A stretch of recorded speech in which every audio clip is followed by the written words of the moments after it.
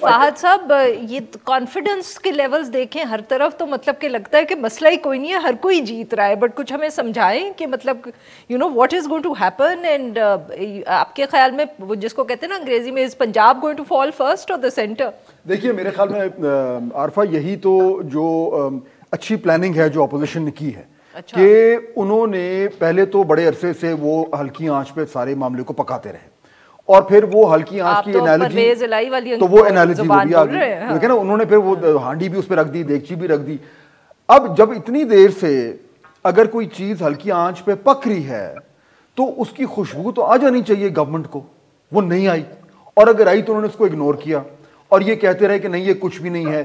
Publicly ڈسمسو رہے جو کہ وہ رہتے ہیں, لیکن پرائیویٹلی بھی ڈسمسو رہے, کیونکہ اگر پرائیویٹلی ڈسمسو نہ رہتے تو معاملات یہاں تک نہ پہنچتے. اب ایشو یہ ہو رہا ہے کہ اب اپوزیشن آ گئی ہے اوفینسو پر اور گورنمنٹ ہے ڈیفینسو پر. اب اپوزیشن نے 2 فرنٹ کھول دیے اور 3-4 منی فرنٹس اور بھی کھولے. تو آپ کہہ رہے ہیں کہ پنجاب والا بھی اپوزیشن کا ہی فرنٹ ہے؟ دیکھیے میں تو مجھے اس میں کوئی شک نہیں ہے کہ جو لارجر پلان ہے یہ اس کا حصہ ہے, مجھے تو کوئی شک نہیں ہے. لارجر پلان ہے کس کا؟ لارجر پلان یہ ہے کہ عمران خان ہے کس کا, یہ انہوں نے خود بنایا ہے, کیونکہ فار ونس جو ہے وہ آپ نے آج اپنا جو کالم میں یو اور ای پہ جو آپ کھیلی ہیں امپائر اور امپائر پہ, تو میں اسی انالوجی کو لے کے آؤں جو آپ نے آج ڈان اخبار میں کالم لکھا ہے عارفہ, کہ وہ جو امپائر ہے, امپائر جو تھی وہ امپائر جب ہوئی تو وہ جب وہ پیچھے ہٹے ہیں تو سارا کا سارا ایکویشن چینج ہو گیا ہے, اور ایکویشن اس طریقے سے چینج ہوا ہے کہ اب ہر شخص کو اپنے زور بازو پہ سیاست کرنی پڑ رہی ہے, اور اس کی کسی کو عادت نہیں تھی. تو یہ ایک نئی ایکویشن بنی ہے, اور جب سے یہ نیوٹرلٹی کا فیکٹر آیا ہے تو اپوزیشن زیادہ کانفیڈنٹ ہو گئی ہے. یہ جو 3-4 فرنٹ کھلے ہیں ایک دم ہی کھلے ہیں نا سڈنلی, اب ان سے اگر آج آپ عمران خان صاحب ہیں, آپ اپنے آپ کو بچائیں گے, آپ بزدار صاحب کو بچائیں گے, آپ علیم صاحب کو ٹیکل کریں گے, آپ چودھری صاحبان کو مینج کریں گے, ایک دم 4-5 چیزیں کھل گئی ہیں.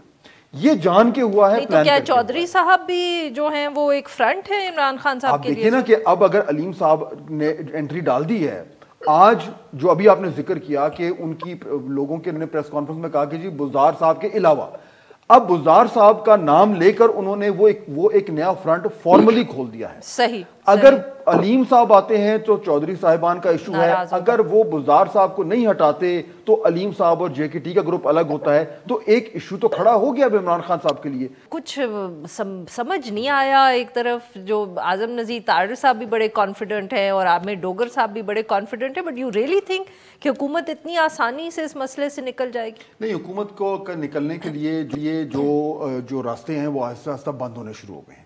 سارے بند نہیں ہوئے, ابھی حکومت آفٹر آل حکومت ہے, پرائم منسٹر جو ہیں وہ ایک اتنی پاورفل آفس کے پہ وہ پریزائڈ کر رہے ہیں, تو کچھ بھی ہو سکتا ہے, لیکن ہر گزرتے دن کے ساتھ ان کے آپشنز جو ہیں وہ کم ہوتے جا رہے ہیں.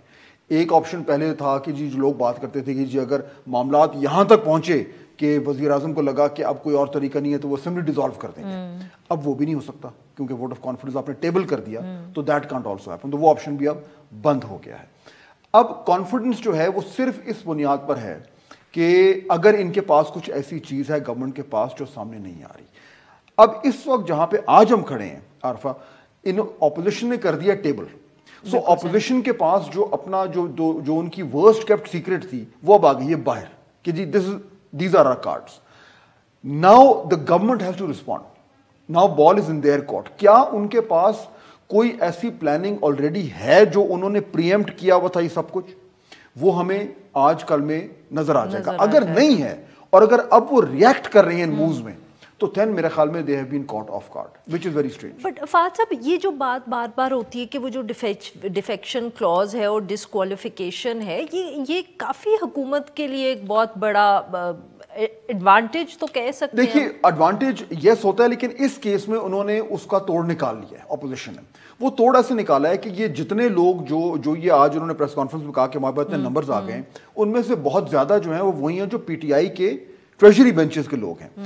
جب وہ ووٹ ڈالیں گے تو ڈسکوالیفیکیشن کا کلوز ٹریگر ہو جائے گا. بالکل, لیکن ووٹ تو ان کا کاؤنٹ ہوگا. ہاں نہیں وہ تو ہوگا, بٹ آئی مین بٹ اچھا اب اس کے بعد پروسیجر ہے, لمبا پروسیجر ہے, کئی مہینوں کا پروسیجر ہے.